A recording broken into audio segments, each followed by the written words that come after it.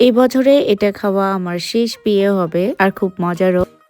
Hello everyone, আসসালামু আলাইকুম। আজকে আমি অনেকক্ষণ পর রেডি হতে যাচ্ছি, কারণ একদমই মন চাচ্ছে না আমার যে রেডি হব, কারণ 2-1 দিন ধরে অনেক বেশি রেডি হয়েছি, তাই আজকে একটু আলসেমি ধরেছে আমাকে। এনিওয়েজ, অনেক এপিট এপিট করতে করতে আমি রেডি হয়েছি আর খুবই সিম্পলভাবে রেডি হয়েছি। তবে আজকে আমি নেল পেন্ট পরেছি আমার পায়ে, কারণ আজকে আমি আমার হিলস শো করব।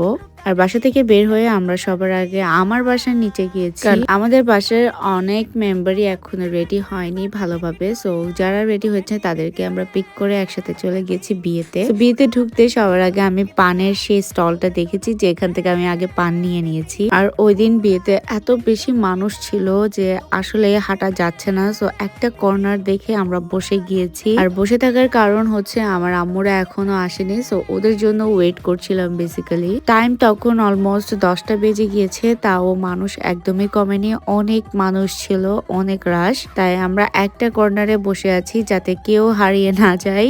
তারপর দেখলাম যে আমার আম্মুরা আসছে। সো ওরা আসার সাথে সাথে আমরা আর 1 সেকেন্ডও নষ্ট করি না, আমরা সোজা খেতে বসে গিয়েছি। আর এত বেশি খিদা ছিল পেটে, মানে কোনোভাবে ওয়েট করা যাচ্ছিল না। তাও যদিও আমাদের অনেক ওয়েট করতে হয়েছে, কারণ আমাদের সামনে 3টে সিট খালি ছিল, আর সিট খালি থাকলে নাকি ওরা সার্ভ করেই না। তারপর বর পক্ষের একজন এসে যখন ওকে বকা দিয়েছে, তারপর এসে উনি আমাদেরকে সার্ভ করেছে।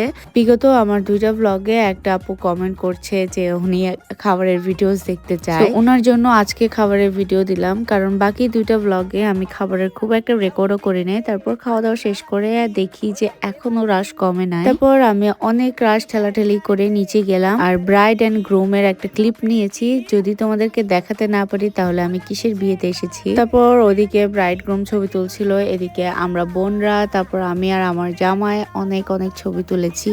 আর ওদের ডেকোরেশন খুব সুন্দর হওয়ায় আমাদের ছবিগুলো অনেক অনেক ভালো আসছিল।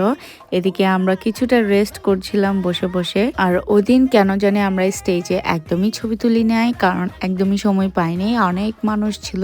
সো ব্রাইড আর গ্রুমও অনেক বেশি টায়ার্ড মনে হচ্ছে, কারণ ওরা ছবি তুলতে তুলতে বেহাল। এদিকে আরেক ব্যস্ত আমার আম্মু, কারণ আমার আম্মুর এত পরিচিত মানুষ আসছে, এত কথা বলছে। আর এদিকে আমার শাশুড়িরও অনেক পরিচিত পাওয়া যাচ্ছে। তারপর আমরা সবাই মিলে অনেক ছবি টবি তুলেছি, আর আত্মীয় স্বজনের সাথে কথা বলতে বলতে এদিকে সব রিচুয়ালস হয়ে যাচ্ছে।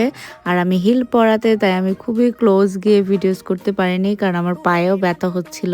এনিওয়েজ, অনেক বেশি লেট হয়ে যাচ্ছে থেকে আমরা বের হয়ে গিয়েছি। That is it for today guys. আল্লাহ হাফেজ।